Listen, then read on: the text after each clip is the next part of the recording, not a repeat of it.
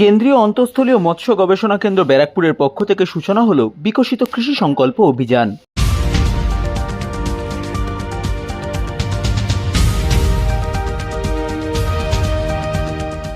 ভারত সরকারের বিকশিত কৃষি সংকল্প অভিযানের অঙ্গ হিসেবে শুরু হয়েছে কৃষিক্ষেত্রে পৌঁছে কৃষকদের কাছে বিজ্ঞান ও প্রযুক্তিকে তুলে ধরা। 29 মে থেকে 12 জুন পর্যন্ত 15 দিন ব্যাপী কেন্দ্রীয় সরকার একটি সংকল্প গ্রহণ করেছে। সেই সংকল্পের অঙ্গ হিসাবে ভারতবর্ষের বিভিন্ন কৃষিক্ষেত্রে চাষিদের কাছে সরাসরি পৌঁছে যাচ্ছেন কৃষি বিজ্ঞানীরা, যাতে করে বিজ্ঞান ও প্রযুক্তির মাধ্যমে আরও বেশি করে কৃষি উৎপাদনকে ত্বরান্বিত করা যায়। পাশাপাশি কৃষকরাও যাতে বিজ্ঞানীদের কাছ থেকে প্রযুক্তিগত পরামর্শ পান। মৎস্য চাষের ক্ষেত্রেও বিকশিত কৃষি সংকল্প অভিযান শুরু করা হয়েছে।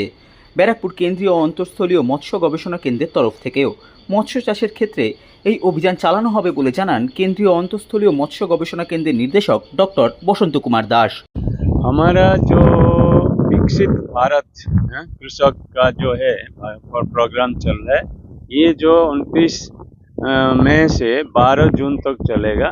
पहला प्रोग्राम पुरी से शुरू हुआ, जहां ऑनरेबल एग्रीकल्चर मिनिस्टर हमारा शुरू किए। उस दिन हमारा माननीय प्रधानमंत्री भी थे, उड़ीसा चीफ मिनिस्टर थे। पुरी से शुरू हुआ। ये पूरा सारा भारतवर्ष में ये प्रोग्राम होगा। इसी में केवल मछली नहीं, आपका agriculture, horticulture, veterinary, animal science सबके बारे में, कृषक के जो समस्या के बारे में, और हमारा जो इसे भारत सरकार का जो स्कीम होती है, एग्रीकल्चर स्कीम, फिशरी स्कीम, सबको अवगत करना है।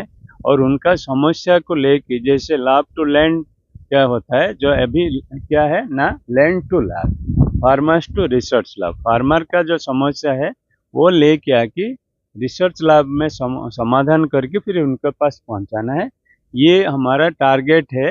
देश भर 140 करोड़ किसान के पास पहुंचाना है, और किसान को हमारा आईसीआर टेक्नोलॉजी बारे में भी अवगत कराना है। उनका जैसे आय जैसे बढ़ेगा, सब किसान जितना अभी प्रोडक्शन हो रहा है, हम जब एक टन अधिक प्रोडक्शन दिखा पाएंगे तो हम लोग का देश का जो विकसित भारत जो हम देख रहे हैं 2047 तक, तब तक हमको ये जो अभिनव उत्पन्न करना है, और खाद्य सुरक्षा के लिए किसान को हम लोग क्या ठीक ठाक कराना है। तो पश्चिम बंगाल में कितने जो मत्स्यजीवी हैं उन लोगों को ये फायदा मिलेगा? पश्चिम बंगाल में मत्स्यजीवी जो है, हम लोग तो जैसे आप पता है, हम लोग 6 डिस्ट्रिक्ट लीड कर रहे हैं, और हम लोग टारगेट रखें जैसे 2-3 लाख मत्स्यजीवी के पास पहुंच पाएंगे। उनको हमारा सिफरी के बारे में अवगत कराएंगे। सिफरी नहीं, टोटल हमारा जितना मछली का टेक्नोलॉजी है सबके बारे में अवगत कराएंगे। जैसे नया नया वैज्ञानिक पद्धति में माछ चाष जैसे कर पाएंगे उसके लिए बताएंगे।